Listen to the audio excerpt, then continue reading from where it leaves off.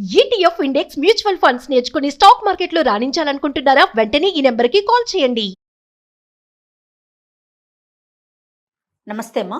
నమస్తే అమ్మా. అమ్మ, మీలాంటి పెద్దవారు చాలా మంది చెప్తూ ఉంటారు, హ్మ్.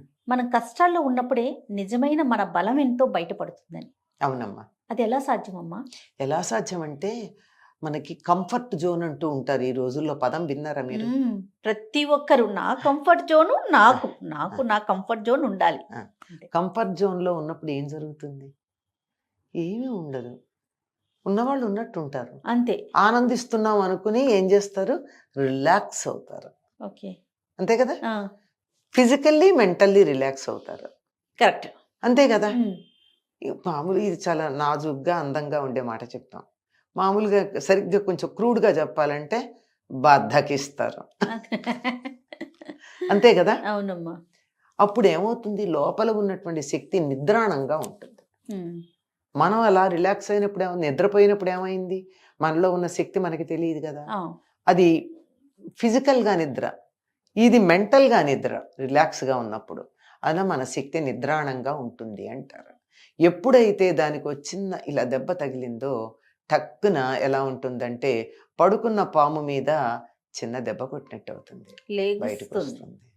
ఎలాగైతే సోడా పైన కొడతామో ఆ లోపల ఉన్న గోలీ పక్కకి వెళ్ళేప్పుడు బుస్సు మన అందులో నుంచి గ్యాస్ బయటకు వస్తుందో, ఇంకా చెప్పాలంటే కోకోకోలా లాంటివి, ఇంకా చెప్పాలంటే వాటి పేర్లు నేను చెప్పను, అట్లాంటి వాటిల్లోంచి గ్యాస్ బుస్సున పైకి వస్తుందో అట్లా మనలో ఉన్నటువంటి స్పిరిట్, అందుకే ఆ పదం వాడాను నేను.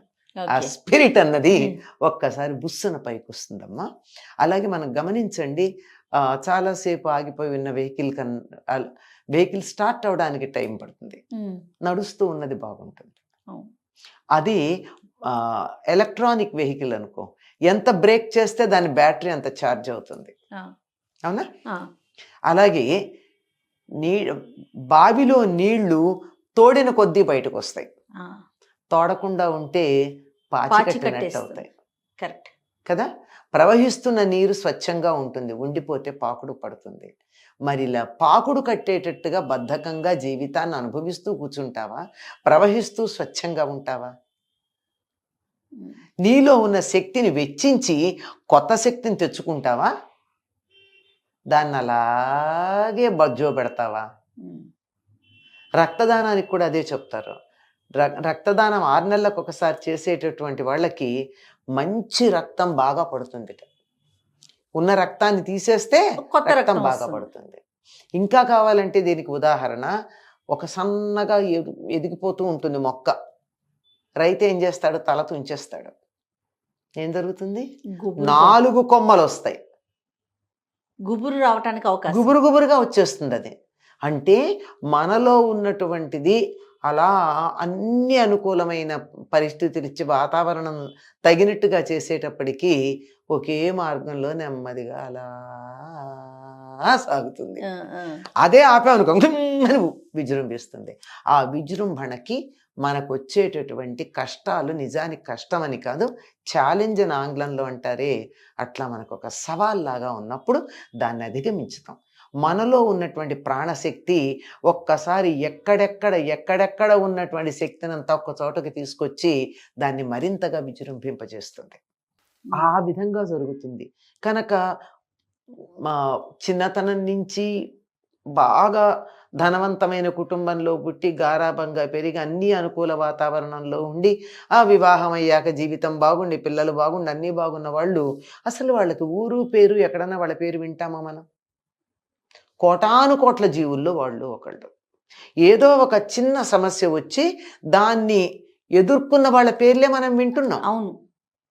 కుంతీదేవి నువ్వు మాకు కష్టాలు ఇచ్చి నిరంతరం నిన్ను మర్చిపోకుండా చేశావు అని ప్రార్థించింది ఆయన్ని. సుఖంగా ఉండనుకో, ఆవిడ ప్రార్థన చేసేదా? మనం కూడా ఉదాహరణకి చెప్తా, అన్నీ బాగున్నప్పుడు దేవుడు అంత బాగా గుర్తురాడు మనకి. ఏదేమన్నా అనుకుంటాడు లేనా, సమయానికి వెళ్ళో దీపం పెట్టేసా బాగున్నావా, నేను బాగున్నా, నువ్వు బాగున్నా, వచ్చేస్తాం అంతే. అంతకన్నా పెద్ద పూజ ఉండదు. అదే చిన్న ఇబ్బంది వచ్చింది, రేపు పరీక్ష ఉంది, రేపు ఇంకోటి ఉంది, ఎంతసేపు కూర్చుని శ్రద్ధగా పూజ చేస్తాం? అంటే మనకన్నీ అనుకూలంగా ఉన్నప్పుడు ఏమీ బాగుండదు. అనుకూలత తగ్గినప్పుడు సానుకూలంగా దాన్ని వాతావరణాన్ని మార్చుకోవడానికి మనలో ఉన్న జీవశక్తి ఒక్కసారిగా విజృంభిస్తుంది. ఇది మనం పాజిటివ్గా చూడొచ్చు, శరీరారోగ్యంలో నెగిటివ్గా కూడా చూడొచ్చు. హార్ట్ బ్లాక్స్ గురించి అంతే చెప్తారు. హార్ట్లో చిన్న చిన్న బ్లాక్స్ ఉండడం ఆరోగ్య లక్షణం, పెద్దవైతే ప్రాబ్లం.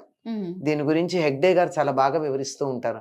వాటి గురించి మీరు వర్రీ కాకుండా, అది ఉండబట్టే మీరు అది చిన్న అడ్డొచ్చేటప్పటికి హార్ట్ యొక్క కెపాసిటీ పెరుగుతుందిట. ఎక్కువైతే పాపం శ్రమపడి నిరసిస్తుంది, కొద్దిగా కనుకున్నట్టయితే దాడదాం అనిపిస్తుంది. ఛాలెంజ్ ఆల్వేస్ నీలో నిద్రాణంగా ఉన్న శక్తిని బయటికి తీసుకొస్తుంది. లేనప్పుడు అన్ని సవ్యంగా సాగితే ఆ శక్తి నిద్రాణంగా అలాగే ఉంటుంది. శరీరం పోయే వరకు అది అలాగే అలా నిద్రిస్తూనే ఉంటుంది. కనుక ఆ శక్తి ఏమిటో బహిర్గతం అవడానికి, ఇతరులకి తెలియడానికి, నిన్ను నువ్వు నిరూపించుకోవడానికి అవకాశం లేదు. నిన్ను నువ్వు నిరూపించుకోవాలంటే పరిస్థితులు ప్రతికూలంగా ఉండాలి. అనుకూలంగా ఉన్నప్పుడు ఏమీ లేదంతా నడిచిపోతుంది. ఏమంటే నడిచిపోతుంది. నడిచిపోతుంటే ఏముంది సమస్య? శరత్ కూడా అదే చెప్తాడు. జీవితం మామూలుగా సాగిపోతే దాంట్లో ఏముంది ఆనందం? ఎత్తుపల్లాలు ఉన్నప్పుడు మాత్రమే దాంట్లో ఉన్నటువంటి వైవిధ్యం మనకు ఆనందాన్ని కలిగిస్తుంది అంటాడు. ఆయన మాటలకు అర్థం చెప్పి, అవే మాటలు కాదు, బెంగాలీలో చెప్పాడు. అనువాదాలు రకరకాలుగా వచ్చాయి గనక అంచేత అప్పుడప్పుడు మళ్ళీ ఇంకో మాట కూడా అంటాడు. నాకు హిమాలయ శిఖరాలంతా గొప్ప ఆనందాలు కానీ, మహాసముద్రాలంత అగాధాలు కానీ లేవు, చిన్న చిన్న ఉన్నాయి అంటాడు. ఎంత బాగుంది చూడండి. అదే అంటున్నా, చిన్న చిన్న ఉండాలి. రోజు నిన్న ఇవాళ నెల రోజుల నుంచి ఒకే రొటీన్ ఉంటే మనకి జీవితంలో బోరు కొట్టదు. 100% కొంచెం మార్పు ఉండాలి. ఒకరోజు ఎక్కడ బయటకన్నా వెళ్ళాలి, లేదా ఎవరో ఒకళ్ళతో మనం దెబ్బలాడాలి. దెబ్బలాడడం అంటే తీవ్రంగా అని కాదు, కనీసం ఒకళ్ళ మాట ఒకళ్ళు ఏమిటి ఇలా మాట్లాడవు అనే మాట అన్నా ఉండాలి కదా. ఏమీ లేకపోతే అన్ఈవెంట్ఫుల్ అంటారు ఇంగ్లీష్లో. అన్ఈవెంట్ఫుల్ గా ఉన్నప్పుడు మనకు థ్రిల్ ఎక్కడ? థ్రిల్ లేనప్పుడు ఉత్సాహం ఎక్కడ? ఉత్సాహం లేనప్పుడు మనలో ఉండేట డోపమైన్ అవన్నీ ఎలా బయటకు వస్తాయి? కనుక తప్పనిసరిగా మన శక్తి సామర్థ్యాలు బయటపడాలంటే ఇంతో అంతో మామూలు కన్నా ఉండాలి. లేకపోతే ఏముంది అస్సలు. ఉదాహరణకి పేపర్ వచ్చిందంటే ముందర న్యూస్ కన్నా కూడా పజిల్స్ చూసేవాళ్ళు ఎంతమంది లేరమ్మా. సమస్య పరిష్కారం వల్ల వచ్చే ఆనందం అక్కడ పజిల్లోనే కాదు, జీవితంలో కూడా సమస్యలు పరిష్కరించుకుంటే అది ఆనందం వస్తుంది. అన్నీ బాగుంటే, కథ అలా ఉంటే అసలు నిద్రైపోతాం సినిమా చూస్తూ కూడా. కష్టాలు ఏవో లేకపోతే నవ్వులన్నా ఉండాలి, కష్టమైనా ఉండాలి, పరాక్రమం అన్నా ఉండాలి. ఏమీ లేకుండా వాళ్ళు నిద్ర లేచారు, తిన్నారు, బాగున్నారు, ఆనందంగా ఉన్నారు అంటే కథా చదవం, సినిమా చూడడం అంతే కదా. వాళ్ళు ఏదైనా సమస్య రావాలి, దాన్ని గెలవాలి. అప్పుడు కదా మనం చేయకపోయినా అమ్మ మనం చేసామన్న ఫీల్ ఉంటుంది మనకి. అలా ఉండాలంటే ఏదో ఒకటి ఉండాలి. ఏదో ఒక దాన్ని జయించి సాధించినప్పుడు మాత్రమే మనకి ఆనందం అత్యధికంగా కలుగుతుంది. ఆనందం దానతరదిరాల మనం సంపాదించుకున్న ఆనందం వల్ల మనకి ఇంత బాగుంటుంది. సూపర్.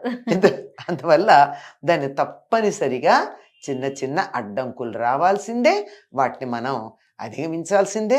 దానికి సంకేతంగానే పరీక్షలు ఉన్నాయి మనకి. ప్రతిదీ పరీక్షలు ఎందుకు పెడుతున్నారు? అది నేను గెలిచానా లేదా అని. చదువులో పరీక్షలే కాదు, జీవితంలో పరీక్షలు కూడా అట్లాంటివే. అప్పుడే మనలో ఉన్న సామర్థ్యం బయటపడుతుంది. దీనికి గొప్ప ఉదాహరణ ఏమిటో తెలుసా? దేశం మీద ఇతర శత్రువులు ఎవరైనా దాడి చేసినప్పుడు మనలో మన అభిప్రాయ భేదాలు మర్చిపోయి దేశం అంతా ఒకటి అవుతోందా లేదా? అప్పటిదాకా ఒకళ్ళనొకళ్ళు విమర్శించుకున్న వాళ్ళు ఆ ఒక్క విషయానికి వచ్చేటప్పటికల్లా ఏకమయ్యారా లేదా?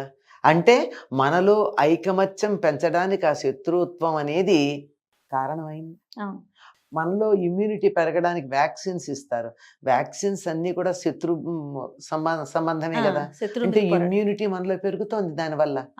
అంటే మన శరీర తత్వం కూడా వ్యతిరేకమైనటువంటిది, విషం లాంటిది ఏదైతే వచ్చిందో దాన్ని ఎదుర్కోవడానికి శక్తిని పెంచుకుంది.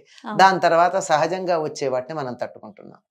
అక్కడి నుంచి చూడండి, ఇమ్యూనిటీ పెరగడం దగ్గర నుంచి చూసుకున్నట్టయితే శరీరంలో ఇచ్చే వ్యాక్సిన్స్ దగ్గర నుంచి, దేశం మీద శత్రువులు దాడి చేయడం దగ్గర నుంచి, మనకి జీవితంలో వచ్చే కష్టాల దగ్గర నుంచి, గుండెలో ఉండే బ్లాక్స్కి ఎక్కడ చూసినా ఇంతో అంతో అడ్డు లేనిదే సాఫీగా అనిపిస్తే ఏం బాగుంటుందమ్మా. జీవితంలో థ్రిల్ లేదు, థ్రిల్ ఉండాలి, ఖచ్చితంగా ఉండాలి. ఉంటేనే కదా ఆనందం, వావ్ ఫీలింగ్ ఉండాలి. అది అది దీని మూవీ వల్ల కూడా ఏదో చూసాం మనం, ఆ? థ్రిల్ మిస్ అవుతున్నా అంటా ఉంటాడు అంతే hero, కదా అట్లా. అదే సో ఖచ్చితంగా థ్రిల్ ఉండాలమ్మా, ఉండాలమ్మా. దాన్ని మనం జయించగలగాలి. జయించాలి. అదే కుంతీదేవి దగ్గర ప్రార్థించిందంటాం. ఉమ్. Right. అప్పుడే కదా బయటపడేది. ఇవాళ మనం ఒక ద్రౌపది గురించి మాట్లాడుకుంటున్నామంటే అన్ని కష్టాలు పడి ముందుకొచ్చింది గనక, అవును. కష్టాలను ఎదుర్కొనే శక్తి ఆవిడలో ఉంది గనక. ఉమ్. లేదు ఆత్మహత్య చేసుకుందా మనం అసలు వినేవాళ్ళం కాదు. అదే కదా, కష్టాలు లేకపోయిందా అసలు ఆవిడ పేరే తలుచుకునే వాళ్ళం తలుచుకునే వాళ్ళం కాదు. కాదు. దాన్ని జయించింది గనక ఇవాళ మనం జయించలేకపోయినా ఆవిడని ఇన్స్పిరేషన్ గా తీసుకుని నేను జయించానన్న ఫీలింగ్ మనలో కలిగించుకుంటున్నాం. అవును, దీనికి ఎంతమందికి ఇన్స్పిరేషన్ వస్తుంది? ఖచ్చితంగాను. చాలా బాగుందమ్మా, నమస్తే. వస్తే